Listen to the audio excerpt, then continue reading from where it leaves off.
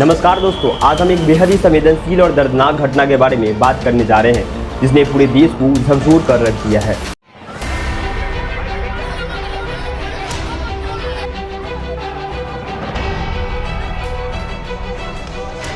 यह कहानी एक पीजी प्रोग्राम की सेकेंड ईयर की ट्रेनिंग स्टूडेंट्स जो कि 31 ईयर्स की डॉक्टर मोमिता देवनाथ की है, जो अपने सपनों को पूरा करने के लिए दिन रात मेहनत कर रही थी।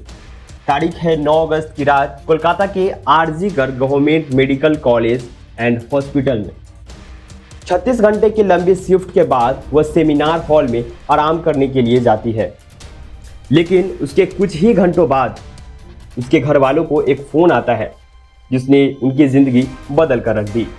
फ़ोन में बताया गया कि उनकी बेटी ने सुसाइड कर ली है। यह सुनते ही परिवार सदमे में आ गया। जब वे हॉस्पिटल पहुंचे तो घंटों इंतजार करने के बाद भी उन्हें अपनी बेटी की लाश देखने नहीं दी गई। 3 घंटे सेमिनार रूम के बाहर खड़े रहे। जब आखिरकार पिता ने अपनी बेटी की लाश देखी तो वह दृश्य बेहद भयावह था। उनकी लाश को दोनों पैर बेड के दोनों अलग अलग दिशाओं में थे। ये जो हादसा हुआ है 9 अगस्त करीबन 10:30 बजे, मेरे पड़ोसी को मैं चीखते बिखलाते हुए रोते हुए मुझे वो लिपटती है और कहती है कि सब कुछ ख़त्म हो गया। मैंने कहा क्या हुआ? नहीं, मेरी लड़की ने सुसाइड कर दिया है, ये खबर आई है हॉस्पिटल से। मैंने कहा सुसाइड किसने कहा, कैसे? बोले नहीं, उन्होंने कहा कि ये सुसाइड हुआ है। वहाँ हमको 3 घंटा खड़े रखा। एक पेरेंट्स जिनकी बच्ची 31 इयर्स ओल्ड की ऐसी ख़त्म हो जाती है, उनको 3 घंटा खड़ा रखा और ये हाथ जोड़ती रही। माँ बाप हाथ जोड़ते रहे, हमें एक बार दिखाओ, हमारी बच्ची का मुंह एक बार दिखाओ। पोस्टमार्टम रिपोर्ट में जो खुलासा हुआ वो और भी चौंकाने वाला था। पोस्टमार्टम रिपोर्ट में बताया गया कि पीड़ित की आंख, मुंह और जननंगों से खून बह रहा था। उसके शरीर के गहरे घाव थे जो सेक्सुअल वायलेंस और प्रताड़ना का साफ संकेत थे। उसके गले की हड्डी टूट गई थी। चेहरे और शरीर पर जगह जगह खरोच थी। यह साफ तय था कि यह सुसाइड नहीं है बल्कि एक भयानक गैंगरेप मर्डर थी जिसे सुसाइड का रूप देने की कोशिश की गई थी। चश्मे को कूटा गया जिसके वजह से आंखों से खून निकल गया। गले में गला दबाकर मारा गया। और पूरा ये जो मैं बोल रही हूँ, ये पूरा पोस्टमार्टम रिपोर्ट में वायरल हुआ है। आप लोग कृपया देखिए, ये कोई मनगढ़ंत नहीं है। इस घटना के बाद पूरे देश में हंगामा मच गया। सरकारी हॉस्पिटल के डॉक्टर्स ने स्ट्राइक कर दी और दबाव में आकर हॉस्पिटल के जो प्रिंसिपल था उसने इस्तीफा दे दिया। लेकिन यहाँ पर एक रहस्यमयी मोड़ आया।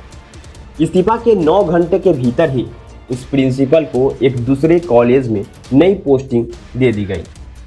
लोग सवाल उठाने लगे कि इतनी जल्दी उसे नई रिस्पॉन्सिबिलिटी क्यों दी गई और क्या इसका संबंध किसी उच्च पदस्थ और ऐसे व्यक्ति से है, कह सकते हैं ऐसे कोई पॉलिटिक्स से है जिसका जो तबादला होते ही एक नया पोस्ट दे दिया गया। यह सब यहीं पे खत्म नहीं हुआ। घटना के कुछ दिनों बाद ही उसी डिपार्टमेंट में अचानक से रिनोवेशन का काम शुरू हो गया, जहां यह भयानक कांड हुआ था।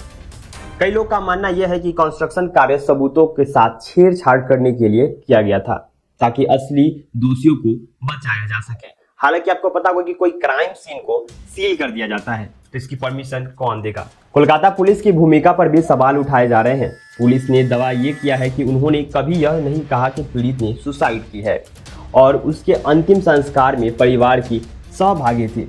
लेकिन यह सवाल बना हुआ है कि प्रिंसिपल को इतनी जल्दी नई पोस्ट कैसे मिली और हॉस्पिटल में चल रहे कंस्ट्रक्शन का जिम्मेदार कौन है? इस पूरे घटनाक्रम ने पूरे देश को झकझोर कर रख दिया है और कोलकाता हाई कोर्ट ने भी इस मामले को गंभीरता को देखते हुए सीबीआई को सौंपने का आदेश दिया है। उम्मीद है कि सीबीआई इस मामले में निष्पक्ष जांच करेगा और दोषियों को जल्द से जल्द सजा दिलाने का सफल होगा। सीबीआई ने अभी तक 4 डॉक्टर्स को समन किया है और 19 लोगों को अरेस्ट किया है कोलकाता पुलिस ने, जो कि हॉस्पिटल वेंडलिज्म यानी कि तोड़ फोड़ करने में जो जिम्मेदार थे। उम्मीद है कि जल्द से जल्द इन्हें न्याय मिलेगा। वापस आते हैं हॉस्पिटल के सेमिनार रूम की बात करें तो जहां पर रेप हुआ था और वहाँ पे सीसीटीवी भी नहीं था। लेकिन उस जगह पे पुलिस को एक ब्लूटूथ हेडसेट मिलता है जो कि उस सस्पेक्ट्स जो थे उन लोगों से कनेक्ट करने का कोशिश किया, तो उसमें से एक कोलकाता पुलिस के वॉलेंटियर संजय रोल से कनेक्ट हुआ था। A Bluetooth headset helped Kolkata police crack a murder case. Sanjay Roy was accused of raping and murdering a 31-year-old on-duty doctor in Kolkata. Worst part ये है कि इस सस्पेक्ट्स के खिलाफ कई एलिगेशन थे, जैसे कि एक्सटोर्शन, इंटिमिडेशन और threats against women, assault on his on pregnant wife. एक और था मोलेस्टेशन ऑफ फीमेल डॉक्टर जो कि इसी हॉस्पिटल का।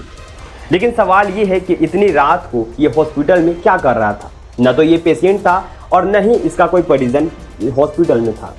यह घटना हमें एक बार फिर सोचने पर मजबूर करती है कि हमारे देश में महिला सुरक्षा की स्थिति कितनी दयनीय है और बंगाल में सत्ता में महिला के होने के बावजूद इस घटना को राजनीतिक दृष्टिकोण से देखा गया और पीड़ितों को न्याय दिलाने के बजाय इसे दबाने की कोशिश की गई। इस मुद्दे से ध्यान भटकाने के लिए ममता बनर्जी की सरकार एवं टीएमसी की पार्टी ने अलग ही पॉलिटिक्स खेलनी शुरू कर दी है। इन्होंने ऐसा दावा किया है कि इन पे अटैक किए जा रहे हैं अपोजिशन की तरफ से। বাংলায় অশান্তি করতে চান বাম এবং রাম। ममता बनर्जी के बयान की जितनी भी निंदा की जाए उतनी कम है। हम लोग यहाँ पे ड्यूटी करने से डर रहे हैं। हम लोगों को सेफ्टी चाहिए, सिक्योरिटी चाहिए।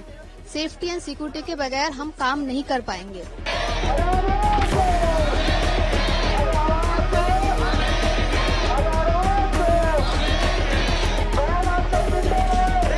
आने वाले टाइम में हम भी डॉक्टर बनने वाले, बट अगर ऐसा कुछ होना है तो हम क्यों करें इतनी मेहनत।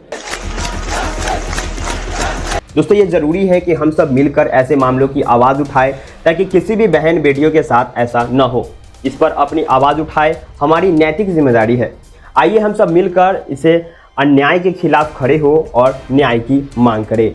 यह सब खत्म अभी नहीं ही हुआ था कि यहाँ पे एक शर्मनाक घटना आता है उत्तराखंड के, जो कि एक नर्स की है। अगर आपको इस पे डिटेल वीडियो चाहिए तो कमेंट करके हमें बताएं और इस वीडियो को ज़्यादा से ज़्यादा लोगों के साथ शेयर करें। हमारे चैनल पे नहीं तो प्लीज़ चैनल को सब्सक्राइब कर लें ताकि आगे आने वाली जो अपडेट है आपको मिला करे। Justice for Moumita Debnath.